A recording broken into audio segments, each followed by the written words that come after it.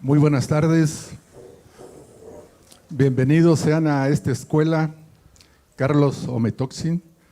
Iniciamos la segunda sesión del módulo 2018 referente a la economía política crítica. Entonces, quedan en manos del doctor.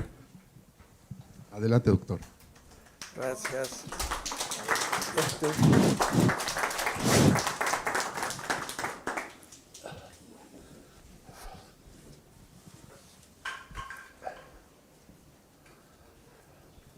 Bueno, primero me gustaría saber, para ir viendo un poco, ¿quiénes han conseguido el libro?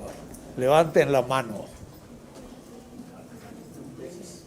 2, 3, 4, 5, pocos. Quiero que lo consigan todos, porque un curso no puede ser escuchar hablar.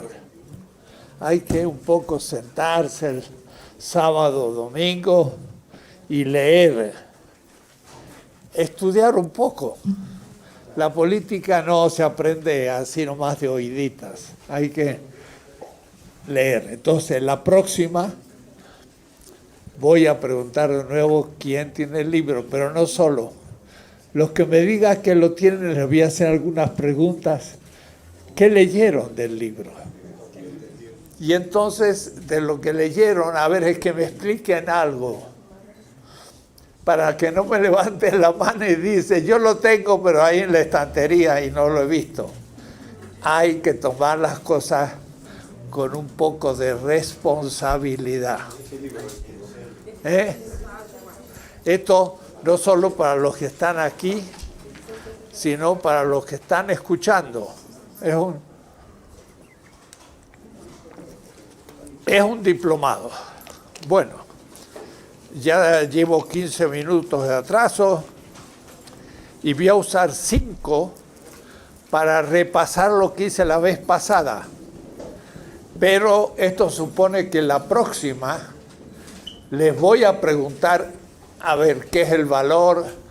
¿Qué es el valor de uso? ¿Qué es el valor de cambio? Para que se pongan a estudiar. Pues si no es el Espíritu Santo que hace entrar en la cabeza la ciencia, es el esfuerzo. Y lo malo es que los políticos no estudian. Me acuerdo en una reunión con Hugo Chávez, en Venezuela, estamos reunidos, y dijo Hugo Chávez, todos los jueves de la mañana, de las 8 hasta las 10 de la noche, yo lo uso para estudiar política, leer. Y él era licenciado en ciencia política. Hugo Chávez, no era pura bla bla, sino que estudiaba. Entonces, les pido que tomen responsabilidad, y no ustedes los presentes solo, sino los que están escuchando el curso en el grupo. Entonces, repasar un poco las 3 primeras tesis, que son las categorías fundamentales. Esas categorías se van a ir anudando a las que voy a explicar hoy, y a la otra, y a la otra, y después entonces la cosa se va a volver más complicada. Y entonces cuando digamos, ¿por qué México es pobre? Hay mucho que hablar. No es pobre porque nos roban o porque somos vagos y no trabajamos. No, hay explicaciones económicas y ustedes tienen que captarlas como ciudadanos, qué decir como políticos. Debo decir que habría que tomarle un examen a los candidatos, porque elegimos a los candidatos un poco así porque traen votos, pero no los preguntamos, a ver, ¿qué piensa usted de economía? ¿Qué piensa usted de política? ¿Qué piensa usted de las relaciones de género? ¿Qué piensa usted sobre la educación a los políticos? Y van a ver que muchos no saben nada, simplemente esperan al fin de mes cobrar el salario.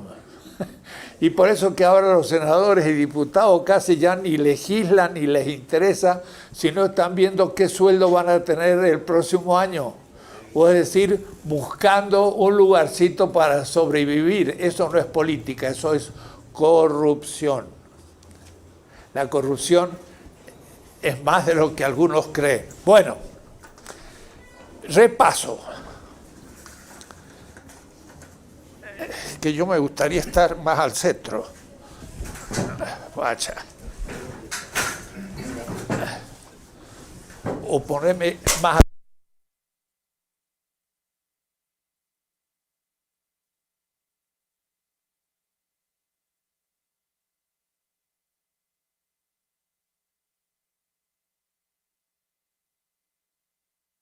Bueno. Ya decía yo que se me iba a caer de bolsillo y ya se cayó. Primero, la economía se funda en el hecho de que somos seres vivos. Algunos eran tan evidentes que para qué lo dice usted. Pero toda la política tiene que ver con la vida. Por ejemplo, ¿por qué comemos? ¿Cómo? Por la necesidad. ¿Y qué es la necesidad?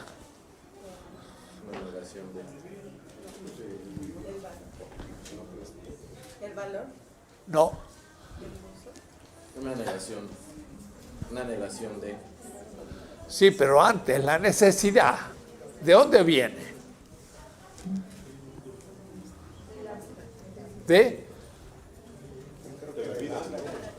Del hambre. ¿Y qué es el hambre? Un consumo. ¿Qué? El consumo que necesito. Bueno, ¿Consumo de qué? de la energía, de la vida. ¿Ven? Son cosas muy obvias, pero hay que leerlas un poquito y pensarlas. Soy viviente. Y como soy viviente, gasto energía, calor, y gasto materia, porque yo consumo en la digestión lo que voy a comer. Si yo no repongo lo que he consumido, tengo hambre. El hambre es la falta de energía y materia de mi cuerpo. Si no la repongo, me muero de hambre. Está fácil, ¿no? Pero hay que pensar un poquito. Y bueno, la política tiene que ver, por ejemplo, de dar de comer a la gente. Los campesinos ahora no pueden vivir porque los políticos deciden comprar el maíz en Estados Unidos y los campesinos que podrían producirla no se les ayuda. Y además dicen que el maíz que ellos producen es más caro que el que se produce en Estados Unidos.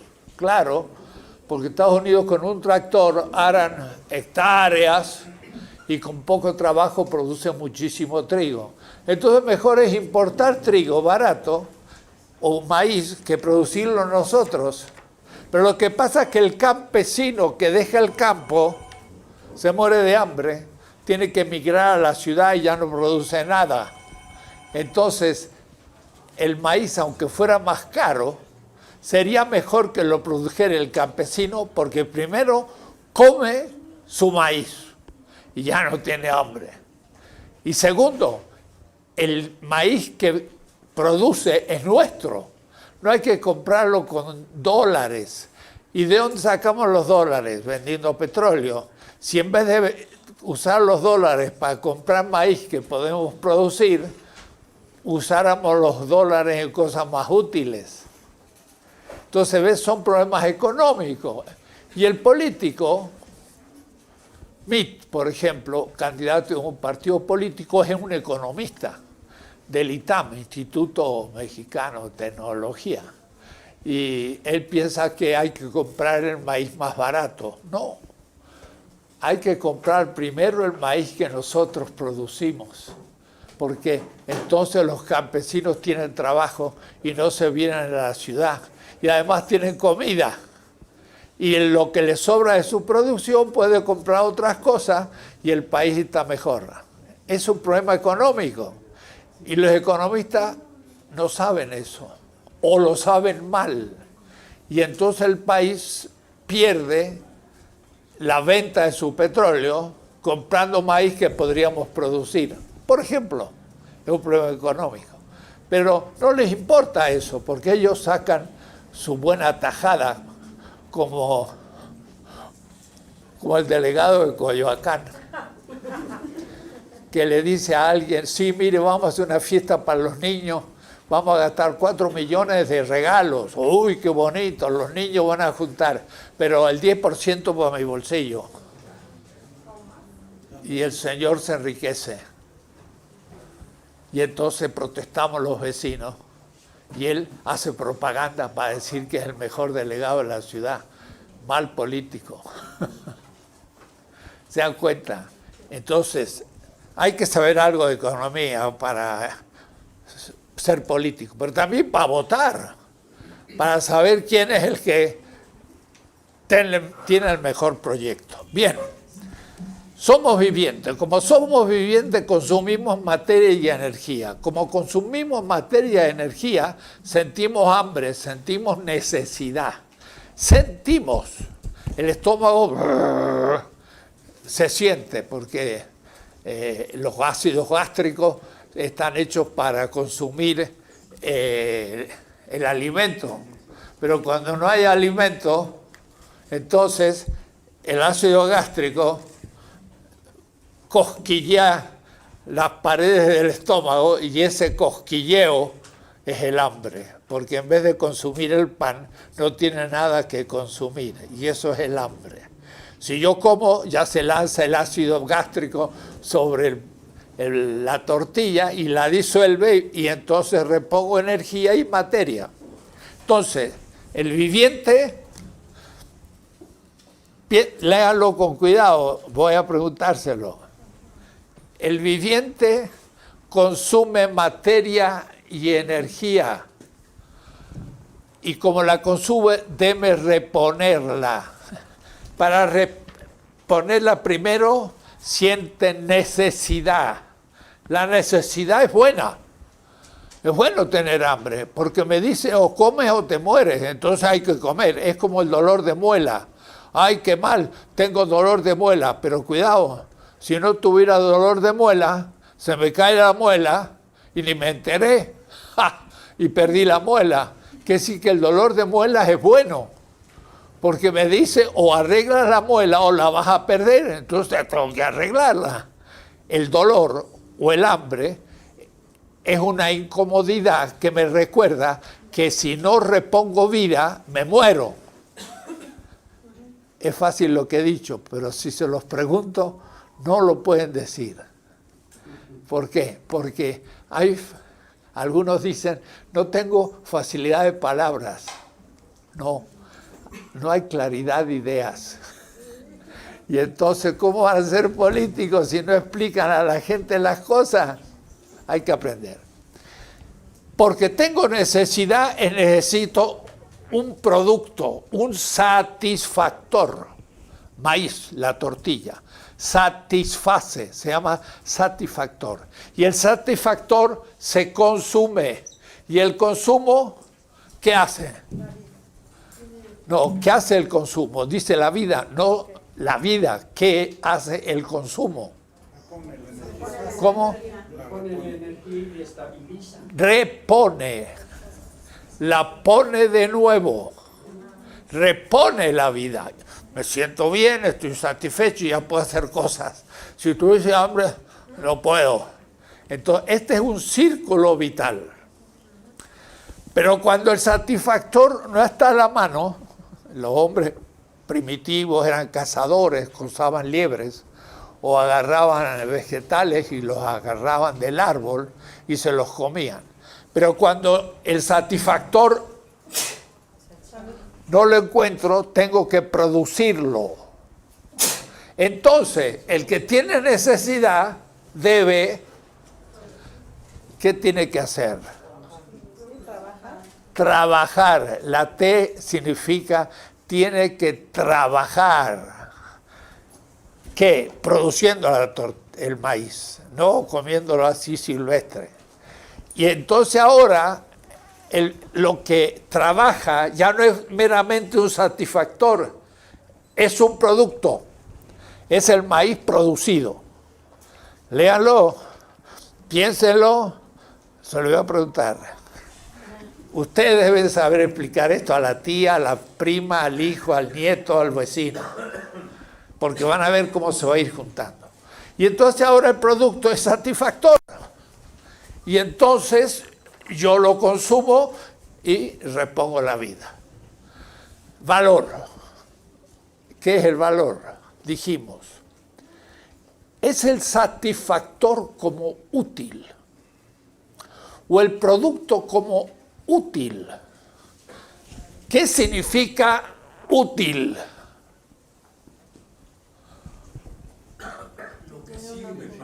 A ver, el de fondo del todo. Párese si puede y diga fuerte. Lo útil es lo que sirve para algo. Muy bien. Eso que parece tan simple es su definición. Útil es lo que sirve para comer, para vestir, para caminar, para todo, para. Entonces es útil porque es un medio para. El micrófono es útil porque es un medio para aumentar mi voz y que me escuchen del fondo. El lápiz es útil porque me permite escribir en el pizarrón. El pizarrón es útil porque permite que escriba sobre él y ustedes vean. La camisa es útil porque me permite tener más calor cuando hace frío y cuando hace mucha calor tener menos calor porque me protege de la calor. Útil, sirve para, valor de uso. Ese es el primer concepto. Valor de uso, VU, valor, uso, es lo útil del satisfactor. Pero cuando una persona, un viviente 1, se relaciona con el viviente 2 en comunidad, porque siempre somos comunidad, intercambia su producto con el producto del otro. Uno produce maíz, el otro produce mesas. Yo necesito una mesa y el otro necesita maíz. Entonces, mi valor de uso se lo cambio por el valor de uso del otro. Mesa y maíz. Tantos kilos de maíz por una mesa. Claro, no es 1 kilo de maíz. Puede ser 500 kilos de maíz por una mesa, según la calidad de la mesa. Entonces, el valor de cambio es el valor que adquiere el útil en el cambio, cuando lo cambio en el tianguis. Y para los aztecas, sus objetos de producto, un huarache, tenía valor de uso, como zapato, y valor de cambio. Podía cambiar el huarache por maíz. Valor de cambio. Pero a su vez, hay un valor que mide todo el valor de los otros productos. Es un valor que equivale al valor de todos los productos. Y entonces ahí ya tenemos otro nivel. Es un valor de cambio,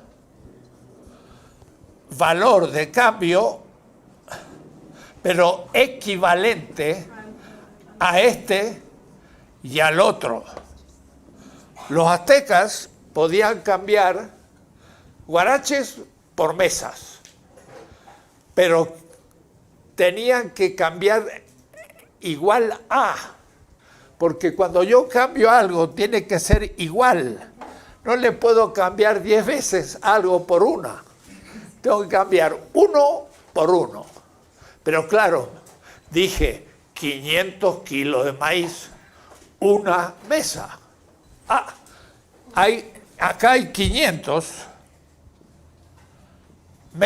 kilos y acá hay una mesa. ¿Cómo cambio 1 por 500? Porque el valor de cambio de 500 es igual al valor de cambio de una mesa. Ahora, los aztecas tenían un valor con el cual medían el valor de todos los productos. Era un valor equivalente. Equivalente. Equi significa igual. Valente, valor. Equivalente significa que tiene igual valor que. Y por ejemplo, usaban el cacao, el chocolate, que como tl es mexicano. Ahora está en Suiza, en Estados Unidos, hay chocolates Nestlé, pero son todos mexicanos de origen. Los mexicanos inventaron el chocolate y por eso que es tl al final, como el tomate es mexicano. Y hay muchas cosas que son mexicanas, que no conocían ninguna otra civilización. Todo el mundo come tomates, es mexicano. Así que todo el mundo le gusta el chocolate, es mexicano. Ellos con un puñado de chocolate medían el valor de todas las cosas. Pero después, desde el año 700 años antes de Cristo, hace 2700 años, en la Mesopotamia se usó la plata. Porque la plata es un metal que no se herrumbra. Entonces usted lo deja en el agua y no se destruye. En cambio deja el hierro y se le herrumbra y a los meses ya no tiene más. En cambio la plata no se herrumbra y el oro tampoco. Entonces se eligió el oro y la plata, que son productos como el maíz, pero para medir el valor de todas las otras productos. Y eso es el dinero. El dinero es el valor de un producto que mide el valor de cambio de todos los demás productos. Y el precio es la expresión en dinero del valor de cambio de todos los productos. El dinero es igual al valor de cambio de todos los productos.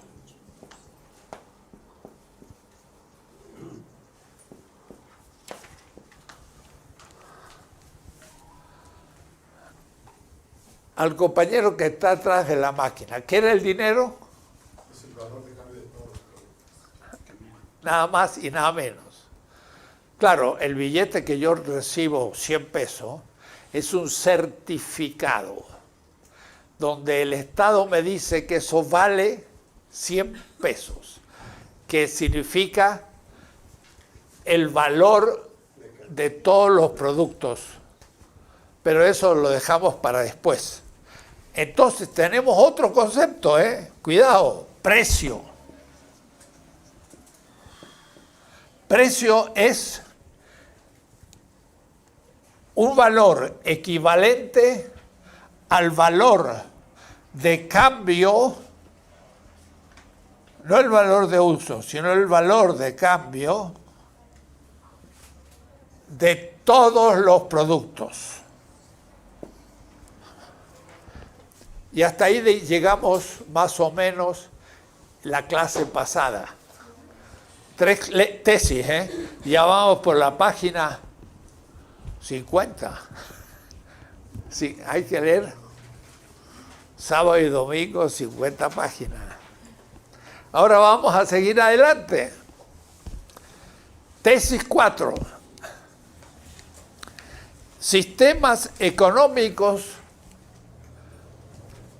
no equivalenciales, la propiedad y la gestión heterónoma del excedente. Voy a explicar despacito.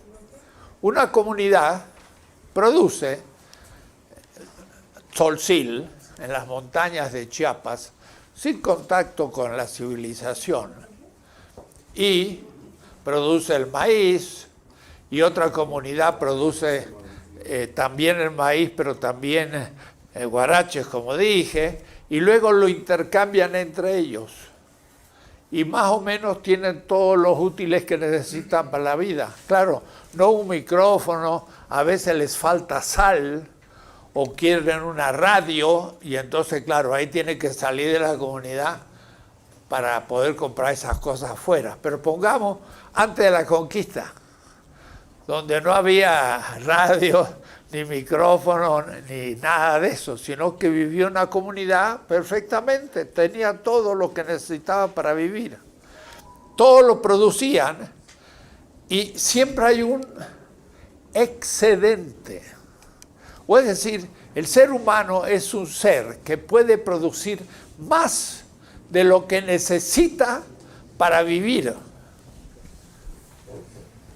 Para vivir se necesita una cierta cantidad de satisfactores, pero el ser humano produce más de lo que necesita. Mire, los indígenas del Amazonas son los menos civilizados, entre comillas, pero ¿sabe cuánto tiempo trabajan por día?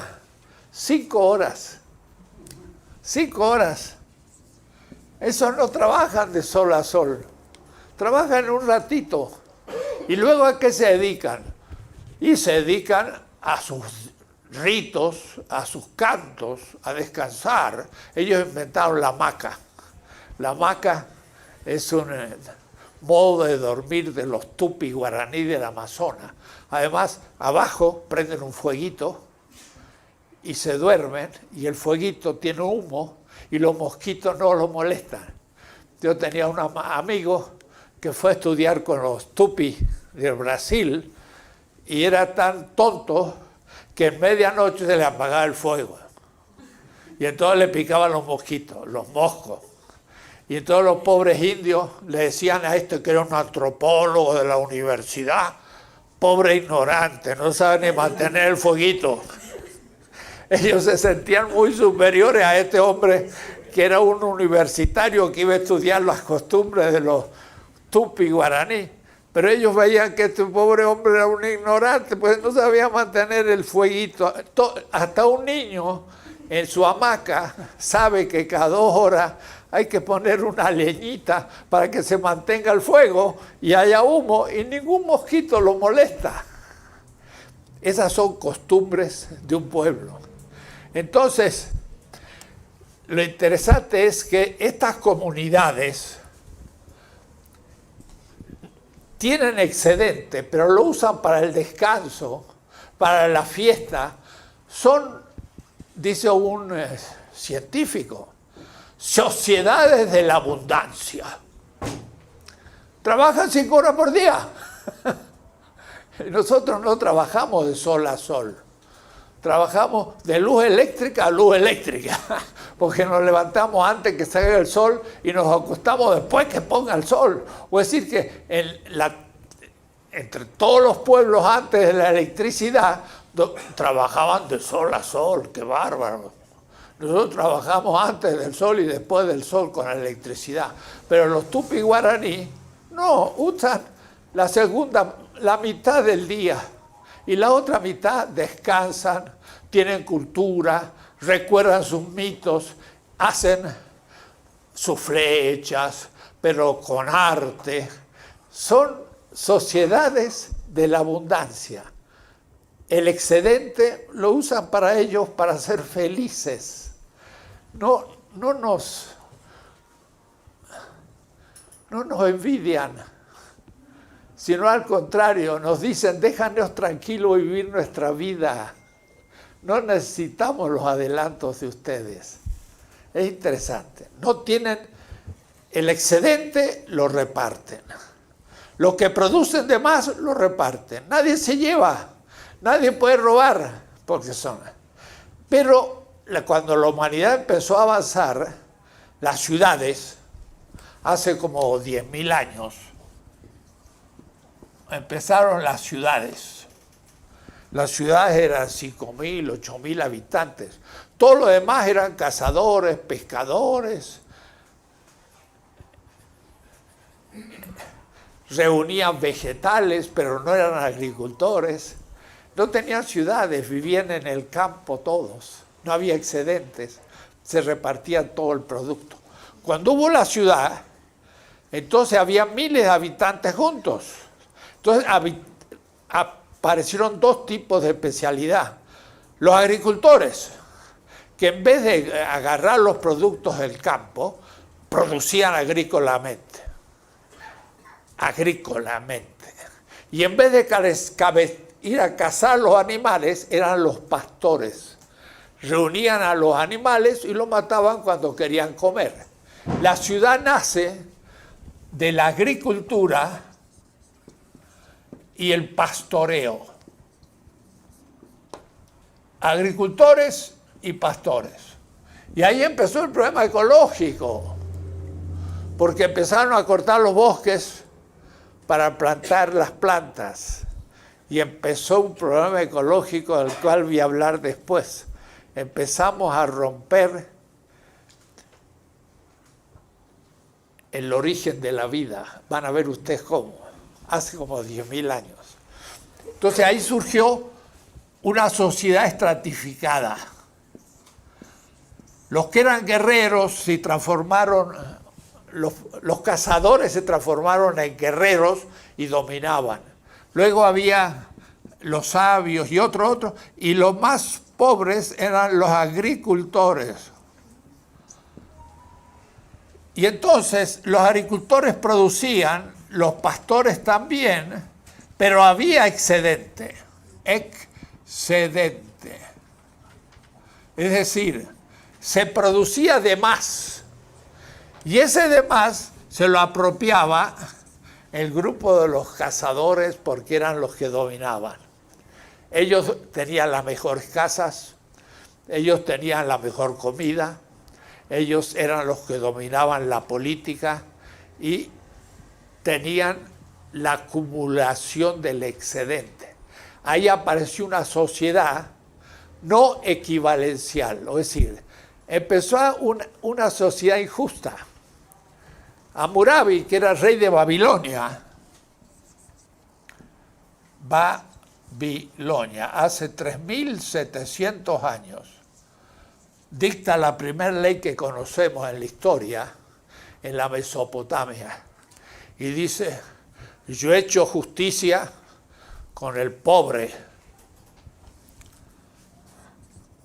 con la viuda, con el huérfano, con el extranjero.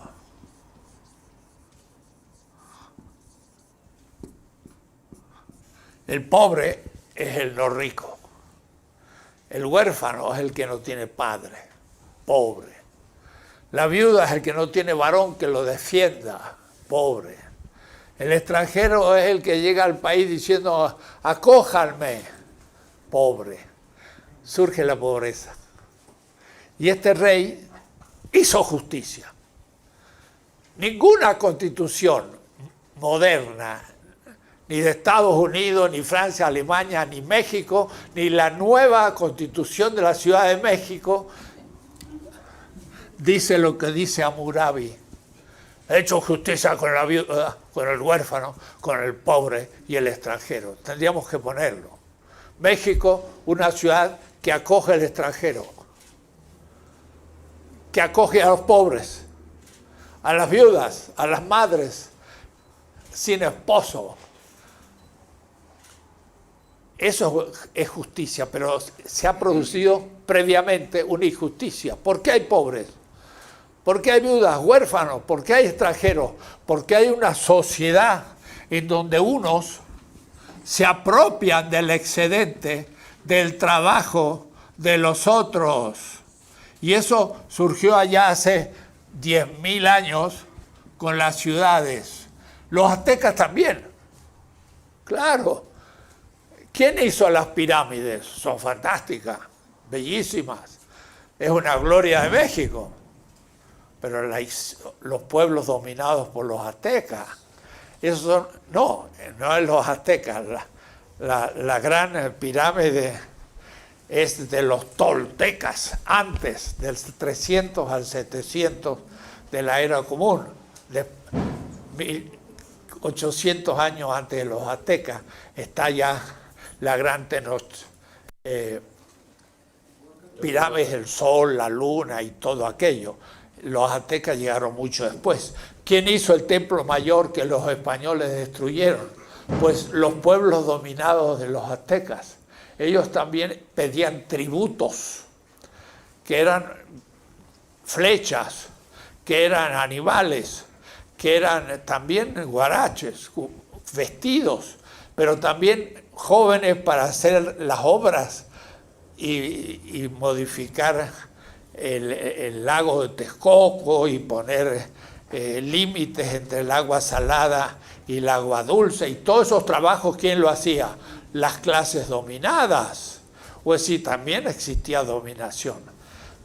Surge con las ciudades el manejo del excedente de lo que el ser humano produce de más, no para la comunidad, sino un grupo. Ya surge la dominación económica. Y entonces ahí tenemos un primer aspecto. Y hay distintos tipos de sociedades. La vez pasada yo les hice un esquema de que al menos hay una sociedad esclavista, una que era más bien tributaria, y luego va a aparecer nuestra sociedad capitalista. Pero todas estas sociedades estaban organizadas como yo les expliqué la vez pasada y lo voy a repetir ahora.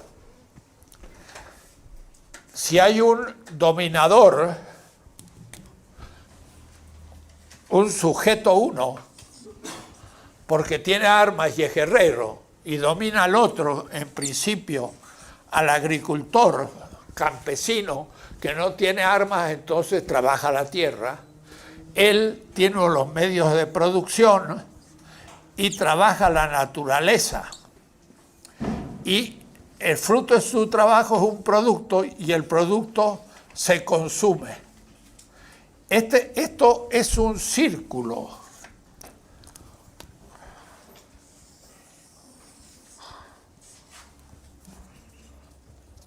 Es el círculo de la vida.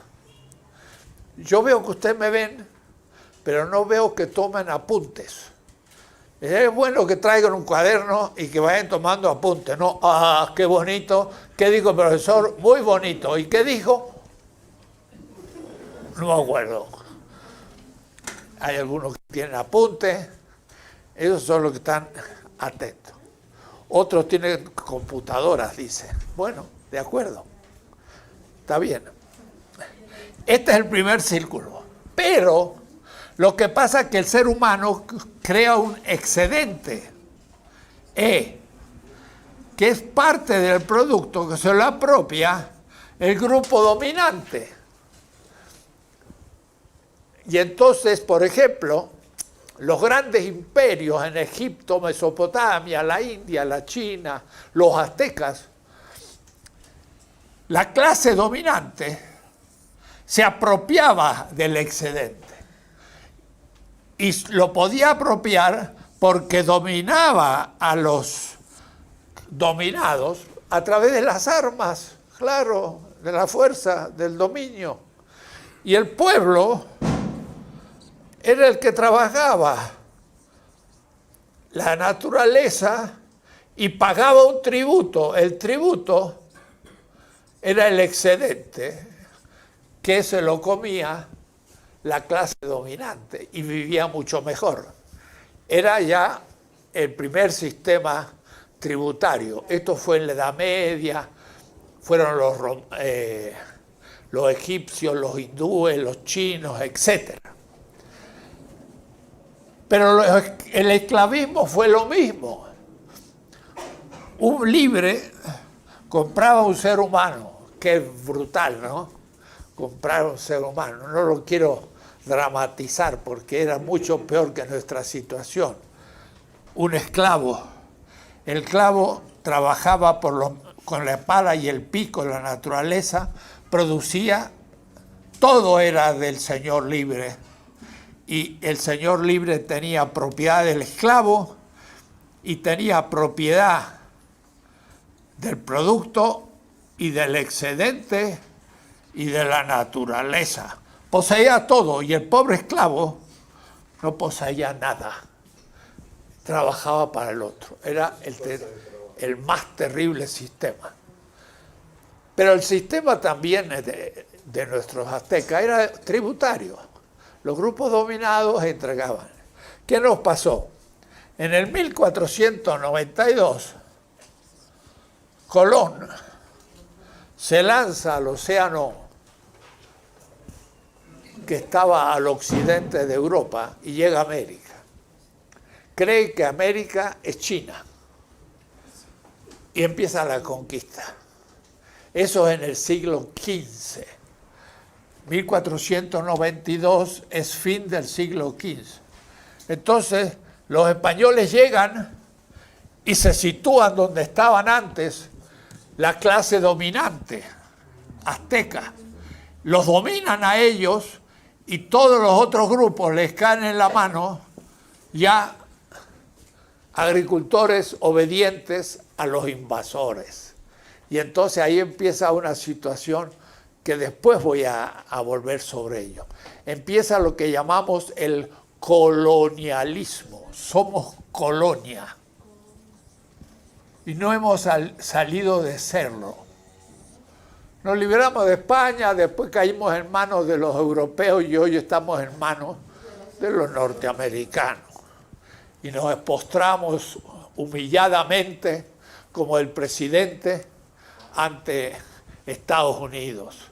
Y nos dice que van a hacer un muro y que lo vamos a pagar y nos hacemos los tontos y tendríamos que decirle al señor Trump, ¿usted es presidente? Yo también soy presidente. ¿Y usted lo eligió su pueblo? A mí me eligió su pueblo. Conmigo, señor presidente, hablamos de igual y igual. Eso sería si fuera libre. Pero como es un esclavo, se arrodilla. Y entonces le dice, señor presidente, y no se da cuenta de la indignidad de su posición. Pero con tal de poder robar algo y enriquecerse y poner sus dólares en un banco norteamericano, se aguanta cualquier cosa. Seguimos siendo colonias. Ya hablaremos, porque ese es el fondo de la situación actual. El fondo, pero para eso tenemos que avanzar mucho para saber qué categorías usar para interpretar estos hechos y leer el diario. Porque leemos el diario y decimos, vamos a hacer reformas estructurales. Y eso va a ser la solución. Pero si yo le pregunto a un ciudadano, ¿qué son esas reformas estructurales? Voy a saber. Y si le pregunto al señor Mitt, que la ha hecho, ¿qué es la reforma estructural? Es la libertad de mercado para que México pueda competir de igual a igual. Van a ver lo que han hecho. Han vendido el país, nos han endeudado, han entregado las fuentes de la riqueza y México ahora no tiene ni para pagar a los maestros ni al Estado y tiene que endeudarse. Endeudarse significa que tenemos una deuda gigantesca per cápita enorme que no vamos a pagar ni en un siglo. Está muy fácil. Eso es economía. Y por eso estamos mal. Indignos de un punto de vista económico. Miserables de un punto de vista cultural porque no apreciamos lo propio. Y pobres de un punto de vista económico. Entonces hay que tener las categorías para... Toda esa historia empezó en 1492 en el continente y en 1523 en México, cuando se tomó la ciudad. Y México quedó en manos de los españoles que después pasó a manos de los holandeses y después de los ingleses y ahora de los norteamericanos, los imperios de turno. Y ahí estamos nosotros con reformas estructurales que no es otra cosa que lo siguiente: echar por la borda lo que Lázaro Cárdenas había un poco logrado, porque con dignidad nacionalizó las minas y el petróleo y le dio a una burguesía mexicana pequeña la capacidad de poder hacer una pequeña revolución industrial. Eso aún ha sido tirado por la ventana. Estamos peor que en 1934, de una entrega total del país. Ya van a ver de a poquito, económicamente, con categorías, todo eso. Funciona igual. Ahora están los españoles aquí que dominan los indígenas, los cuales trabajan la tierra, y ahora son los indígenas primero los que van a permitir, por ejemplo, tomar el oro y la plata, lo que es Zacatecas y lo que es las minas de la plata de todo México. Solamente la mina de Chuquisaca en Bolivia produjo 20.000 toneladas de plata en medio siglo. 20.000 toneladas, o es decir, multiplicados por 1.000. 2.000 kilos, 2 millones de kilos de plata. Si ese dinero que se nos llevara a Europa, le dijéramos, páguenos al 1% anual, todo el capital mundial no tiene capital suficiente para pagarle a México. ¿Qué hicieron? ¿Pidieron un préstamo a los indígenas de la plata? No, se lo llevaron. ¿Con qué derecho? Con el derecho de que se dieron ellos mismos, de que ante Colonia no había nada que comprar, era asunto de extraer. No, se llevaron la riqueza sin pagar un centavo. Y ahora cuando pedimos un peso nos cobran intereses. Pero ellos se robaron cantidades tremendas de dinero y se acabó. Y más, los indígenas tenían que ir al fondo de las minas y dejaban su vida en el fondo. Y todavía era la comunidad de indígenas que pagaba su alimento y que alimentaba a los mineros. España no gastaba un centavo ni en los mineros y se llevó la plata a Europa. Fue tan grande el impacto en África, Asia y Europa que el valor de la plata bajó. Y el mundo árabe, la China y la India, perdió valor su plata. Hubo una devaluación mundial de la plata por la abundancia de la plata americana. Los árabes ni saben por qué se transformaron en colonia de Europa. Fue por el oro y la plata americana. Pero son historias que se las voy a contar en otro curso. Porque si no sabemos la historia, no sabemos por qué somos pobres. Pero no se nos enseña la historia en la iglesia, en la escuela. Nada. Nuestra historia es miserable. No se enseña la causa de nuestra pobreza. Hay que hacer una reforma de la educación completa. Pero no la tontera esta reforma educativa. Hay que cambiar el currículo para que el pueblo sepa por qué somos tan pobres y por qué somos tan indignos ante el poder norteamericano, hincados y no puestos de pie, como estaría Hidalgo, que daría su vida. Pero ¿quién da su vida por la patria? Sí, una cantidad de periodistas y de activistas que los asesinan y el gobierno no encuentra ningún culpable porque no le interesa. Bien, sigamos, porque el tema era mucho más largo, pero los sistemas políticos económicos entonces se apropian del excedente y justamente la apropiación del excedente en manos de muy pocos es que produce un sistema de injusticia. ¿Me puedes borrar todo? tú, con esto. Quiero ejemplificarlo para que ustedes entiendan un poco cuál sería un proyecto futuro global.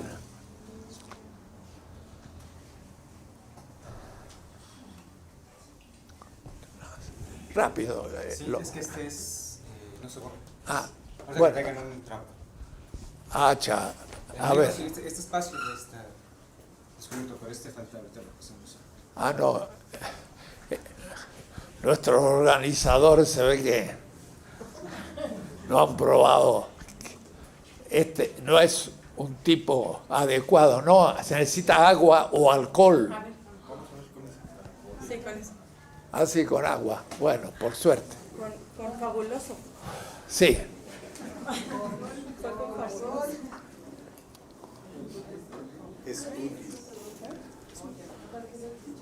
Ay, perdón, yo quiero parecer Perdón. Esa la cobran de Eso. Ayuden, así no perdemos tiempo. Miren, habría un sistema ideal que sería aproximadamente el siguiente. El sujeto vivo, comunitario, es el punto de partida. La comunidad de productores según sus necesidades. La economía liberal, la que se enseña en el ITAM y le enseña al señor Mitt, que es profesor de economía, enseña una doctrina justamente que si la cumplimos seremos cada vez más pobres. ¿Se dan cuenta? Y si tuviéramos el presidente, tendríamos como presidente a alguien que nos va a empobrecer. ¿Por qué? Porque él piensa que la economía se juega en el mercado. Yo ni siquiera he hablado casi del mercado todavía y ya he hablado bastante. Y él piensa que el ser humano es individuo y el individuo participa en el mercado por la competencia. Ya voy a explicar estas cosas. Pero lo que pasa es que no hay nunca individuos. Siempre somos parte de una sociedad. Yo digo, si yo no tuviera ombligo, le daría razón a estos economistas como Adam Smith, maestro de todo esto, que dice un individuo produce un producto y lo consume y lo intercambia con otro que produce otro producto y para consumirlo se lo intercambian como individuos. Pero lo que pasa es que no hay individuos. Yo tengo ombligo. O es decir que soy hijo de mi madre, al menos. Quiere decir que ya no fue individuo, había una familia. Y una familia es una comunidad, pero no es una familia aislada, porque todos tienen ombligos de esa familia. O es decir, son hijos de hijos y de hijos, enormes comunidades. El ser humano es comunitario, no puede ser individual. Y eso ya es el punto de partida de la economía que nos hunde. La economía liberal capitalista. Hay que empezar por el comienzo. Si le acepto el primer pasito teórico, ya estoy atrapado en las redes del capitalismo. No hay individuos, hay sujetos singulares, miembros de una comunidad, siempre e inevitablemente. Si no, sería muy fácil decirle, señor, ¿usted está hablando? Sí. ¿Qué está hablando? Castellano, sí. ¿Usted lo inventó? No. ¿Dónde lo aprendió? ¿En su familia? ¿Y su familia? ¿Dónde aprendió el castellano? ¿En la comunidad? Entonces, usted es miembro de una comunidad, nunca un individuo. Usted no inventó ni la lengua para hablar. Somos comunitarios. Entonces, cuando hablo de un sujeto vivo, hablo de una comunidad viviente, que en política va a ser el pueblo. Sí, el pueblo del artículo 39. El único soberano es el pueblo. presidente no es soberano, la Cámara de Diputados no es soberana, los senadores no son soberanos, la Constitución no es soberana, el policía no es soberana y el barrendero de la esquina no es soberano. El único soberano es el pueblo. Eso es la política. Pero ahora no estamos en política, ahora estamos en economía. El único sujeto de la producción es la comunidad humana, que como trabajo vivo constituye a la naturaleza como valor de uso.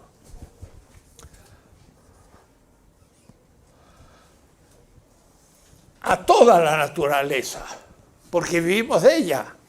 Puede decir que el árbol, el insecto, el animal, pero también la atmósfera, el sol, todo aquello que para los aztecas eran dioses, que era algo sagrado, saquémoslo lo de dioses y dejémoslo de sagrado, son sagrados, porque gracias a ellos vivimos. Y esto, a su vez, se organiza en instituciones económicas. Y vamos a ver más adelante que hay tres tipos de instituciones. La comunidad productiva, lo que diríamos una empresa, una fábrica, pero también entre los aztecas había una comunidad productiva que producían cosas. El mercado, que era también el tianguis, donde los productos de la comunidad productiva se vendían y se intercambiaban, y luego la intervención de la totalidad, que ahora es el Estado, que interviene en el mercado. Así que vamos a ver en su momento que hay tres instituciones. La comunidad productiva, hoy le llaman empresa, pero no la empresa privada, puede ser pública, puede ser comunitaria. El mercado y la intervención de la comunidad, hoy del Estado. Hay instituciones económicas, lo vamos a ver despacio. Estos, si son justos y no se apropian del excedente, hacen una distribución equivalencial de los productos. Y por lo tanto, permiten que el consumo de los bienes producidos, que son valores de uso, sean consumidos por la comunidad viviente, la comunidad. Esto sería una economía perfecta, que como perfecta no puede existir, porque el ser humano no puede crear ninguna institución perfecta. ¿Por qué? Porque algún error inevitablemente vamos a cometer, porque el objeto es tan complejo que nunca vamos a acertar todo. Entonces vamos a cometer errores, pero esto sería el horizonte perfecto. ¿Cuándo se produce el mal, la injusticia? Justamente cuando estas instituciones se corrompen. Y voy a llamar a eso, se fetichizan. Esta palabra es complicada y le voy a dedicar una clase completa. Se vuelve como un dios. El ser humano con sus manos hace un dios. Como los aztecas hacían Huitzilopochtli. Lo hacían de piedra y de plumas y de esto, y lo ponían en el templo mayor. Pero lo hacían con sus manos y luego lo adoraban como un dios. pero era fruto de sus manos. Era un fetiche, un ídolo. Y bien, este ídolo acumula excedente, acumula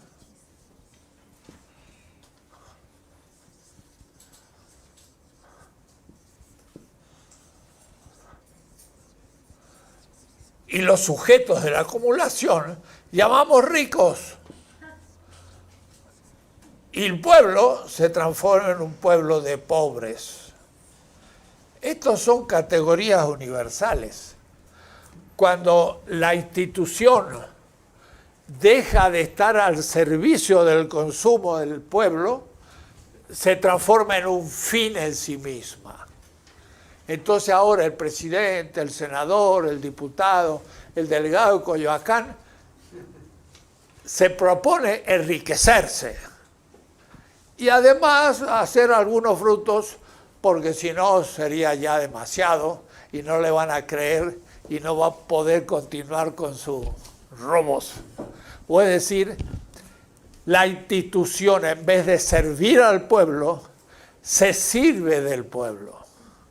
Y entonces la institución se torna explotadora, se torna opresiva y saca excedente, pero después ya saca más que excedente, saca aún lo necesario para el pueblo. Y entonces crece la pobreza. Entonces, estas son las dos como horizontes de la economía. Una economía perfecta sería una economía del consumo y donde el excedente es totalmente repartido al pueblo, y en cambio una economía injusta es donde las instituciones se fetichizan, se tornan fin de sí mismo y explotan al pueblo, y esto constituye a los ricos. Este esquema me va a servir para ir avanzando. Eso fue el fruto de las ciudades. La ciudad como tal empezó a funcionar. Pero hay un sistema que maneja el excedente de una manera distinta a todos los sistemas de la historia. Porque en los sistemas tributarios, los aztecas, por ejemplo, recibían guaraches y flechas y esto y maíz de los pueblos dominados por la Triple Alianza y acumulaban riquezas y grandes pirámides. ¿Y para qué las grandes pirámides? Era para demostrar el poder del Estado. La gente del campo, de los pueblos subyugados, llegaban a México, ¡wow!, veían tamaños construcciones y decían, este es un pueblo temible. Y entonces eran como demostraciones de su poder. Pero eso era fruto del trabajo del mismo pueblo, no de la élite, sino del pueblo. Pero era demostración de su poder. Por eso los grandes templos, que a su vez ese excedente quedaba en México. De tal manera que aunque explotaban al pueblo de los dominados, tenían que distribuirlo de alguna manera, haciendo vías, caminos, diques y una cantidad de cosas, porque se quedaban en México. Cuando llegaron los españoles, agarraban esas riquezas y se las llevaban a Europa. Ajá, ya no quedaba aquí, se iba y nos empobrecíamos. Y no quedaba algunas cosas, los templos, el arte colonial, pero el 90% de las riquezas se las llevaban a otra cultura que acumuló riquezas desde ahí hasta el imperio norteamericano. Y por eso nos dominan Estados Unidos, Canadá, Europa. Ellos fueron los países centrales del colonialismo, enriquecidos de la riqueza que nos robaron. Hay un pueblo distinto, que es la China. que nunca fue colonia y que fue más adelantado que Europa y que ahora ha vuelto. No crean ustedes que el milagro chino es un milagro. No. Los chinos hasta el año 800 estaban más adelantados que Europa, pero ahora han vuelto. Y han vuelto desde su propio potencial y entonces ha cambiado la situación geopolítica de la Tierra y hay que saber ahora leer un poco, pero no va a ser fruto de este trabajo. El capitalismo es un nuevo tipo de sistema que surgió desde el descubrimiento de América. El oro y la plata que nos robaron primero y luego los productos tropicales, con la introducción de esclavos y explotación de los indios, el excedente fue Europa. Y ese excedente es lo que se llama la acumulación originaria del capital. Acumulación. Dije yo aquí, se acumula. Se acumuló ese dinero, pero no entre nosotros. En España primero, pero después en Holanda. Después Inglaterra venció a Holanda. Mire, por ejemplo, había una ciudad de Holanda que se llamaba Nueva Ámsterdam. En Nueva Holanda, en el norte de América. Y cuando Inglaterra venció a Holanda, le puso a Nueva Ámsterdam Nueva York. Y a Nueva Holanda se transformó en Nueva Inglaterra y es Estados Unidos. Estados Unidos la fundó Holanda, no Inglaterra. Pero hay un periodo en que Holanda crece. Luego viene Inglaterra y Inglaterra es desplazada del dominio mundial en la Segunda Guerra Mundial, llamada mundial. México no participó en la guerra mundial, que decir que no somos parte del mundo, o es decir, no existimos. Ellos llaman a su guerra, guerra mundial. No es nuestra, no es mundial, es una guerra del capitalismo. Murieron 28 millones de habitantes. La más bestial guerra de la historia la hizo el capitalismo. No el socialismo, ni el nazismo, ni nada. Ellos le hicieron. En fin, el capitalismo encubre el modo como extrae el excedente. Miren, esta es la idea. El ser humano produce más bien del que necesita para vivir. Le voy a preguntar después, ¿qué significa excedente? Significa el producir más de lo que necesito para vivir. En todos los sistemas, si yo tenía que pagar el tributo, llegaba el señor feudal con mi carro, con mis kilos de trigo, y le entregaba al señor feudal el tributo, y se veía que yo lo entregaba, y entonces había que justificarlo. Bueno, porque Dios lo quiere, o porque el señor feudal va a guardar ese trigo para dárselo cuando tenga hambre, o porque el señor feudal va a defender a los siervos de otros feudos. Tiene que justificar porque todos lo ven. El capitalismo extrae el excedente y ni lo ve el capitalista ni lo ve el obrero. Es invisible. Me roban y no sé dónde. Y el otro se hace más rico y yo más pobre y no sé por qué. Este es el secreto del capitalismo. No sé en qué consiste el hecho de que el que trabaja es pobre y el propietario del capital que no trabaja es el rico. Entonces, los ricos están en Polanco y en Santa Fe y los pobres están en Iztapalapa, aquí y allá. ¿Y por qué son pobres? Y uno dice, porque no fui al colegio. No seas imbécil. Aunque hubieras ido al colegio serías pobre. Ah, no, es que yo no era bueno trabajador. Aunque hubieras trabajado serías pobre. Entonces se busca una excusa. Pero no se sabe por qué es pobre. Y el rico dice, pues yo tengo mérito. Yo con mi inteligencia he hecho que mi empresa funcione. Pero ¿y por qué funciona tu empresa y el obrero trabaja más que tú y sin embargo es pobre. El misterio del capital es que el excedente no se conoce dónde surge ni en qué consiste.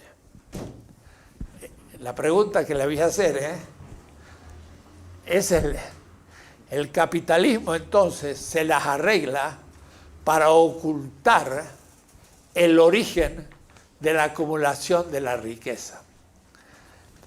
Hay distintos tipos de capitalismo en la historia. El primer capitalismo fue el capitalismo mercantil. Era un capitalismo del comercio. Todavía no había industria, ni fábrica, ni nada. Del comercio. Fue el siglo XVI, XVII. España no tenía industria. Nunca la va a tener hasta el siglo XIX. Va a llegar tarde a la revolución industrial de España. Por eso es un país pobre. El sur de Europa. Pero España llegó a América. Primero hubo discusiones si los indígenas eran humanos. ¡Ja! ¡Qué caraduras!, ¿no? ¡Qué hipócritas! ¡Qué sinvergüenza! Preguntarse si los indígenas eran humanos y los indígenas eran otros seres humanos y ellos tenían el derecho a preguntar. Y mira lo que dice Bernal Díaz del Castillo, el cronista de la conquista de México, un libro que ustedes pueden comprar en Porrúa. Dice así: los indígenas ciertamente son humanos y debieron estar en el arca de Noé. Claro, si son humanos, tuvieron que estar en el arca de Noé. Pero se han vuelto bestiales por sus costumbres. O es decir, todas las costumbres de los aztecas, de los mayas, de los incas, de los quichés, de los tupis, era visto por los europeos como barbarie. Entonces, de humanos se iban transformar en animales. Y como no eran humanos como los europeos, y hubo disputas teológicas, filosóficas, y ustedes dirán, gastaron mucha tinta porque sí. No, era muy importante, porque la conclusión fue que no eran como los europeos. Por lo tanto, podían explotarlos sin pagar salario. ¿Se dan cuenta? Había un problema económico. En la encomienda, el indio daba su trabajo gratis. El esclavo daba su vida gratis. Iban, lo atrapaban, lo vendían y no pagaban nada por haberlo atrapado. O es decir, como no eran humanos, no había que pagar el salario. Trabajaban gratis. En las haciendas se les pagaba muy poco, porque eran de segunda. Y además toda la hacienda era un pueblo indígena atribuido a un conquistador que tenía armas y si se movían les cortaba de un sablazo las manos y los otros atemorizados porque no conocían el caballo ni las armas de hierro y todo, se entregaban a estos brutos. O es decir que las disputas teóricas, teológicas, filosóficas, eran para demostrar que el ser humano, los indios no eran humanos y los esclavos menos los africanos. Si no eran humanos no se les paga salario. Miren qué buen negocio. Entonces, el mercantilismo hizo trabajar a los indígenas y a los esclavos y todo el beneficio de ese trabajo se llevó a Europa. Todavía no había revolución industrial ni tecnología, era la etapa mercantil. Se robaba simplemente la riqueza de los demás. Por eso que Marx, es notable el Marx. Marx dice en El Capital, lo que los teólogos llaman el pecado original es la acumulación originaria. Y los marxistas dijeron que, bueno, era un chiste. Y los católicos eran una falta de respeto hablar del pecado original en un problema económico. No, Marx pensaba en serio. El pecado original es un pecado, una injusticia que el ser humano tiene desde el nacimiento. Tú naces pobre, vas a ser pobre. Tú naces rico, vas a ser rico. Y las estructuras que te hacen rico o pobre están antes que tú y tú naces en esa estructura. Es un pecado estructural. ¿Entienden lo que he dicho? Quizás nadie entendió, pero es muy profundo, Marx. ¿Por qué nació un obrero pobre y acepta ser pobre? Porque mi papá fue pobre. ¿Y por qué el hijo del rico es rico? Porque su papá era rico. ¿Y qué estructuras hicieron que el papá y el pobre fuera uno rico y el otro pobre? Son estructuras históricas que determinan al sujeto que nace. Yo nazco en el vientre de una obrera y soy obrero. Yo nazco en el vientre de la esposa del banquero y soy banquero. Pero hay estructuras que hacen que uno sea banquero y el otro sea obrero. Esas estructuras son sociales y son históricas. Eso es el pecado original. Fantástico, Marx. Fantástico. Era un gran teólogo. Los del Partido Comunista nunca lo supieron porque eran muy ignorantes.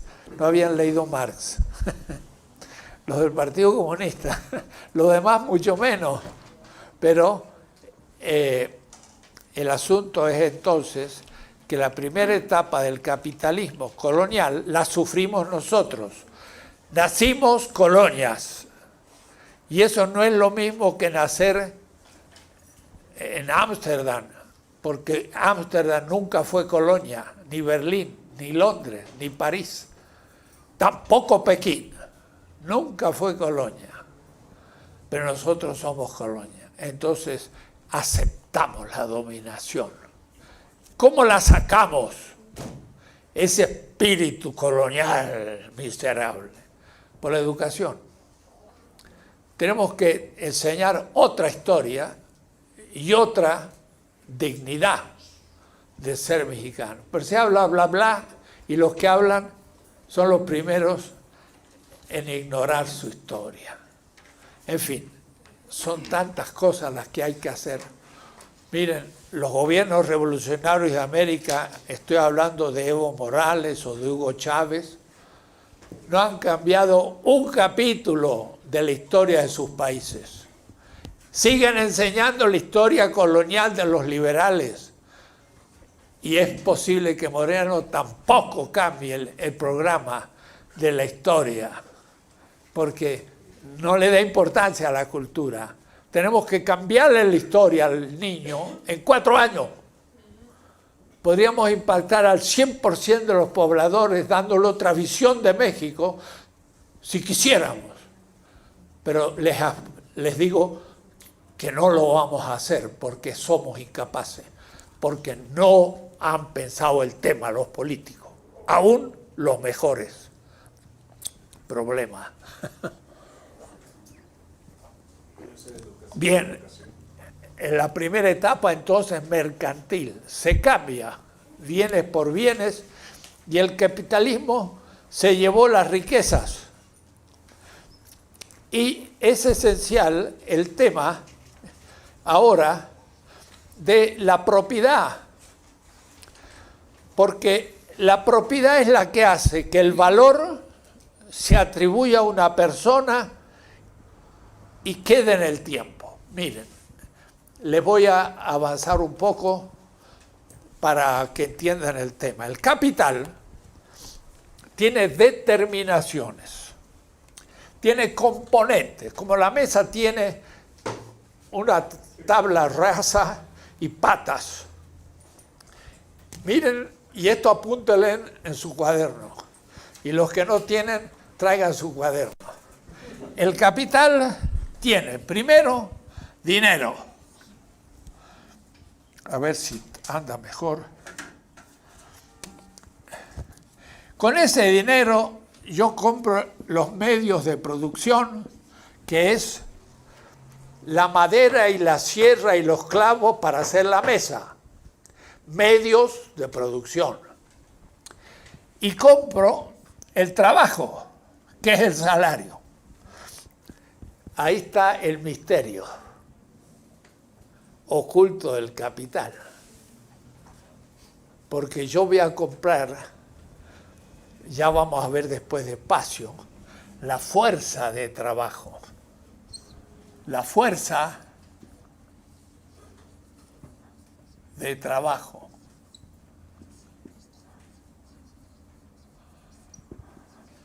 Pero voy a usar también el trabajo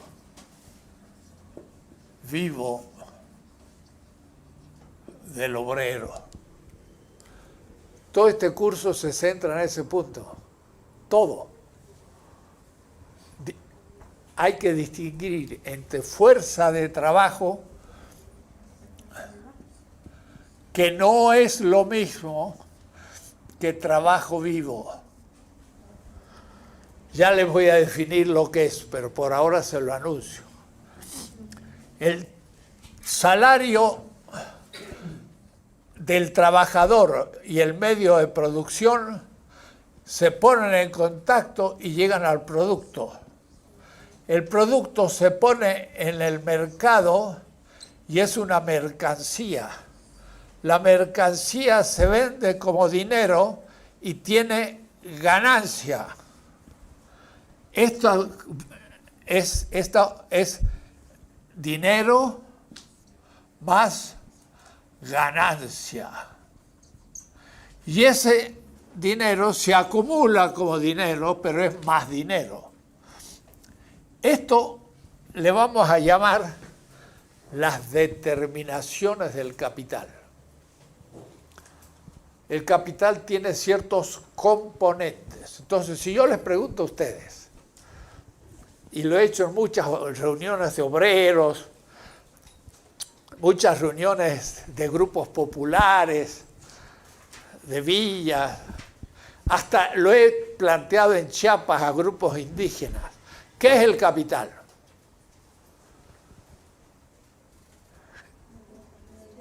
Vamos a hacer una experiencia. ¿Qué le parece que es el capital? Yo no sé, mire, soy de una comunidad indígena y sí quisiera saber muchas cosas. Por ejemplo, No. Dígame una palabra. ¿Qué es el capital? dinero. Dinero. Yo voy a decir no. ¿Qué es el capital? La valorización del valor. El valor que se valoriza. Este ya sabe la respuesta. Vamos a ver si le explica después. ¿Qué es el capital? La acumulación y la acceso de trabajo y dinero. ¿Cómo? La acumulación y el acceso de trabajo. Sí, bastante bien. El del fondo. El producto mercantil acumulado del trabajo. Sí, pero habría que ver. La relación social. ¿Qué dices? La relación social. Es la apropiación de la fuerza No. de trabajo. La gente dice, el capital son los bancos, no, es el dinero, no, son las empresas, no, es el capitalista, no, son los obreros, tampoco. Todo lo que dice la gente normalmente, que no ha leído nada, no es. El capital, miren qué cosa, es el valor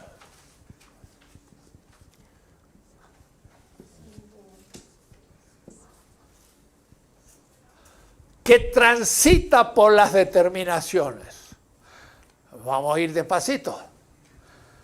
Lo que pasa es que he dicho valor de uso, valor de cambio, dinero, pero no he dicho qué es valor. Dije valor de uso, valor de cambio. Pero ¿y el valor como tal?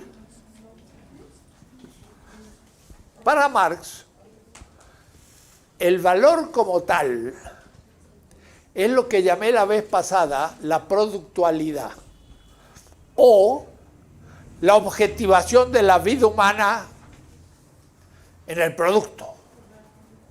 Yo trabajo 10 horas y después de las 10 horas estoy cansado, tengo hambre, pero esté a la mesa.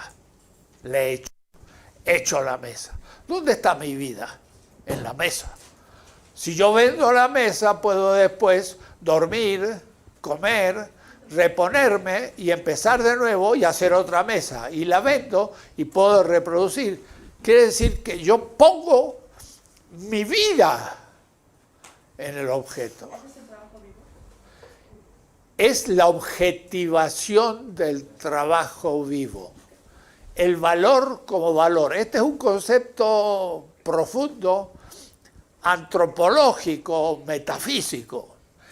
Es objetivación, es decir, hecho objeto de la vida del productor. Para el pensamiento semita, bíblico, judeo, babilónico, islámico, cristiano, etc., la sangre es el lugar de la vida. Porque si a un animal yo le saco la sangre, se muere. Y los judíos hoy tienen un carnicero que es kasher, santo, cuando le han sacado la sangre animal, la pueden comer. Entonces, la sangre, para el pensamiento semita, sangre, es la vida. Y Marx dice, el valor es como un coágulo de sangre. Y un coágulo es como la sangre hecho cosa. Es una metáfora. Yo pongo mi vida en el objeto. Y usa esta palabra. Producir es objetivación de la subjetividad. Consumir es subjetivación de la objetividad. Está difícil. Pero miren qué bonita expresión. Producir es hacer objeto lo que soy como carpintero. Objetivación de mi subjetividad. Eso es producir. Consumir es agarrar la cosa y hacerla sujeto, la objetividad. Valor es la objetivación de la vida. Para Marx, la acumulación de valor era acumulación de vida humana y era, por lo tanto, muerte del obrero, porque se acumulaba su vida. Era un problema de vida y muerte. Fantástico, humanista, ético. Marx es espiritual. Adam Smith y el señor Mitt son unos miserables materialistas. Cuidado, estoy invirtiendo completamente la objeción. Algunos creen que hablar de Marx es peligroso.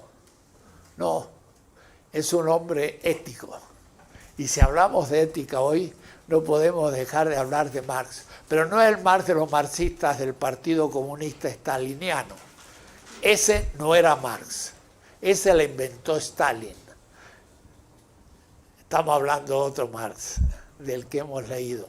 Entonces, el obrero pone su vida en el producto se transforma en la mercancía, en el mercado. Cuando se vende, ese dinero se usa de nuevo en la compra de un obrero como salario y medios de producción, y luego se lo pone en la fábrica. Y ahí el trabajador objetiva más vida que la que recibe en el salario. La fuerza de trabajo paga el salario, pero el trabajo vivo no es pagado. El obrero se lo regala, pero en realidad se lo roban. Ahí está el secreto del capital. Hay una parte del tiempo de trabajo en que el obrero trabaja sin salario. Y eso más le llama creación del valor desde la nada. Y usa una expresión judeo-cristiana. Creación de la nada. ¡Puah! ¡Qué bárbaro! Es más cristiano que el Papa. No, no es un chiste, es la verdad. Ningún Papa católico ha formulado una economía tan ajustada al pensamiento semita bíblico como Marx. Esto lo digo para no tenerle miedo. Y Morena y la morenita tienen mucho que ver y necesitamos su bendición. Y hay que hacerlo explícito y no tener miedo a la secularización. Volvamos a nuestras raíces aztecas y cristianas. Marx nos lo autoriza. Pero esto es mi último libro, La teología metafórica de Marx, un libro del siglo XXI que se está vendiendo ahora recién, pero es fantástico. El capital no es ni el dinero ni el trabajo, sino que es el valor que transita en todas las determinaciones, pero que va creciendo, porque se le paga salario, pero el salario es menos que el trabajo el trabajo vivo.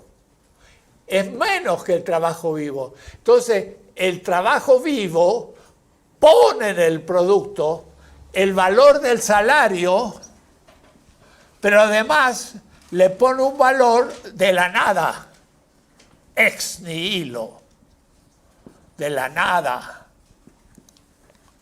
Crea valor. Y ese más es el excedente que se va a acumular y es la ganancia. Y todo el capital al fin va a ser pagado, va a ser trabajo no pago, plus valor. Por eso el pobre es pobre y el rico es rico. Porque el rico se apropia de un trabajo del pobre que no se lo paga, pero nadie lo ve. Y eso el marxismo lo explicó mal. Y el Partido Comunista tampoco supo explicarlo. Y Stalin lo invirtió. Tenemos que recuperarlo. Desde el pueblo mexicano. Que no tenga el miedo de Marx. Hay que criticar al capital desde Marx. Marx autoriza muchas cosas que el Partido Comunista no permitía. Pero ya hablaré del tema en su momento. Marx no afirmaba el ateísmo. Marx no decía que había que eliminar la religión. Marx no hablaba de la supra y la infraestructura. Casi todos los dogmas marxistas Marx no lo ha dicho. Decía otras cosas más importantes. Y eso todo lo podemos asimilar perfectamente para el pueblo mexicano, desde los pueblos mayas hasta el pueblo de la colonia dominado y el pueblo mexicano actual, que en eso nunca ha sido respetado por el Estado. Mire, estoy dirigiendo una tesis sobre el post-secularismo. El secularismo ha terminado. Secularismo significa decir no a la religión, pero lo que hay que decir es sí a una religión de liberación, no de dominación. Y eso Marx lo tenía claro. En fin, he adelantado temas. Y lo que les estoy diciendo no es ante ustedes. Yo soy entre los 4 o 5 marxistas más importantes del mundo, aunque ustedes no lo sepan. El próximo mes voy a ir a Venecia, a Padua y a Roma con Badiou y con los grandes marxistas a discutir estos temas. Y aún a ellos tengo que decirles, han mal interpretado Marx, los franceses, los italianos y otra gente. Tenemos importantes pensadores en América Latina. Bien.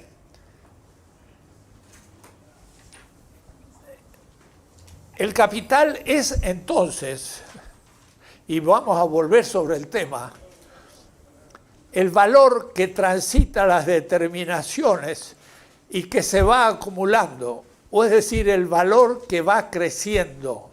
Y por eso el compañero dijo lo que dice Marx, que ya que lo dijo, yo lo voy a decir en alemán, que es la lengua de Marx, Verwertung des Wertes, la valorización del valor. Significa el valor creciente. Y el valor creciente es más dinero, es más medios de producción, es más capital. Pero ese valor es vida humana. Y entonces la vida del obrero se acumula en el capital. Y él dice, como un vampiro, el capital chupa del obrero la sangre y vive de su muerte. Y la sangre es la metáfora de la vida. Quiere decir que el capital es como un vampiro que chupa la vida del obrero y vive de la muerte del obrero, que es el pobre.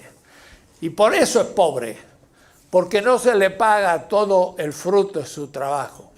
Y el rico no sabe de dónde sale su riqueza, cree que es de su inteligencia. De tu inteligencia está muy bien, le pagamos un salario como empresario, pero no como propietario. Es otra cosa.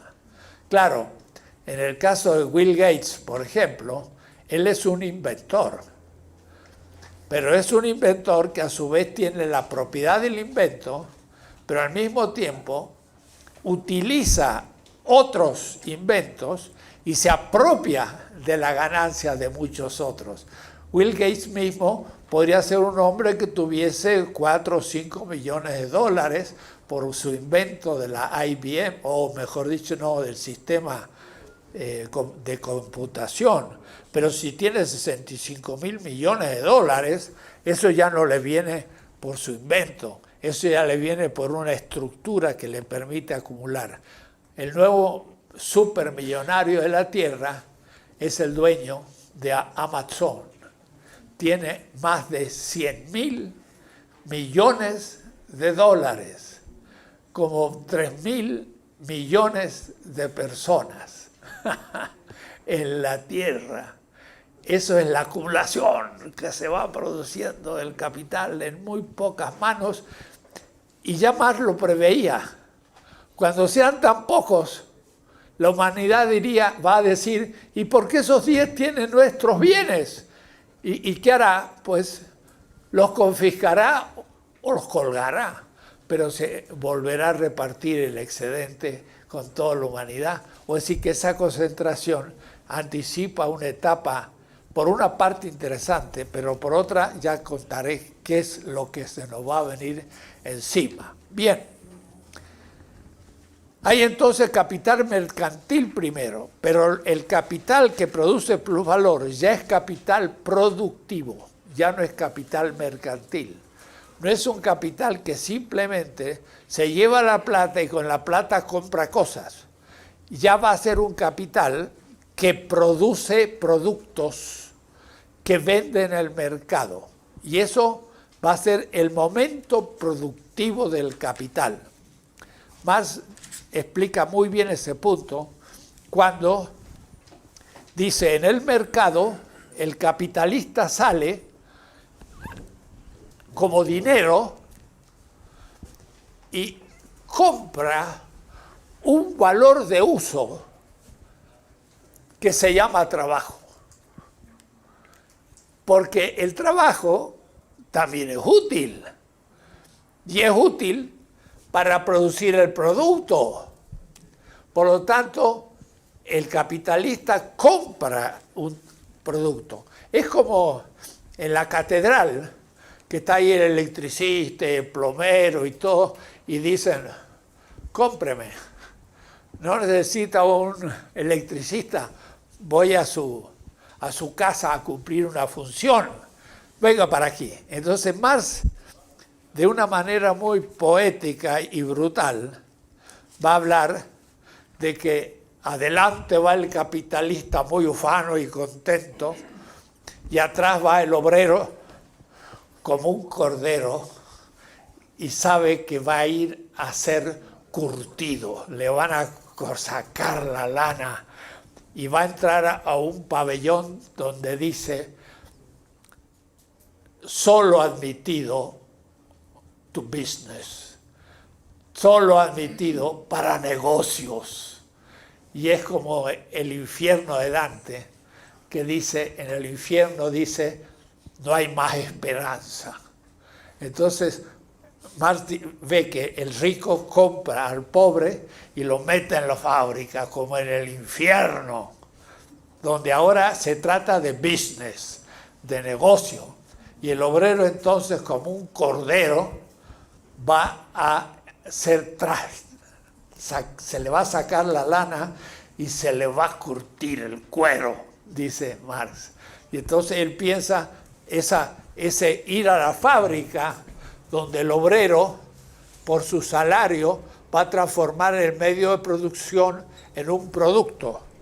El producto y el trabajador, esto es el capital industrial.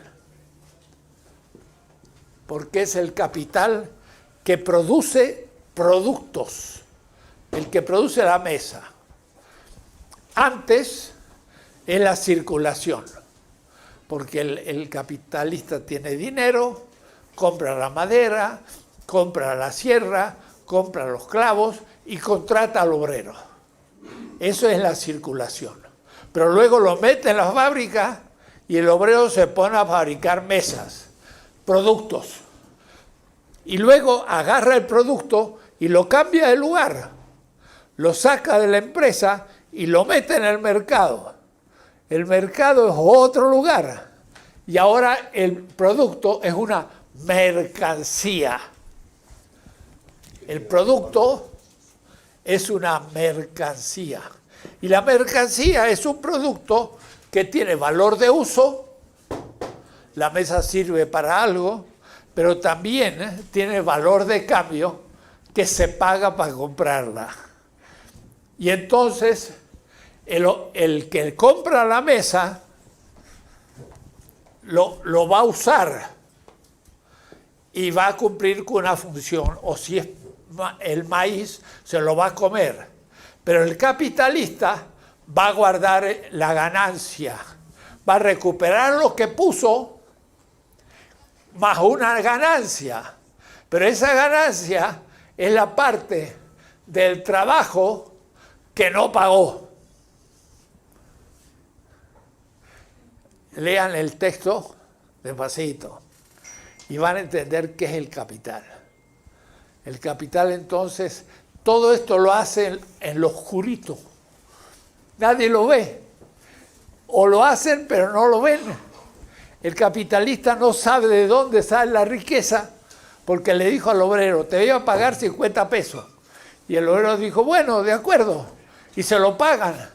Entonces dice, justo, habíamos dicho que me iba a pagar 50 y me pagó, es un buen tipo.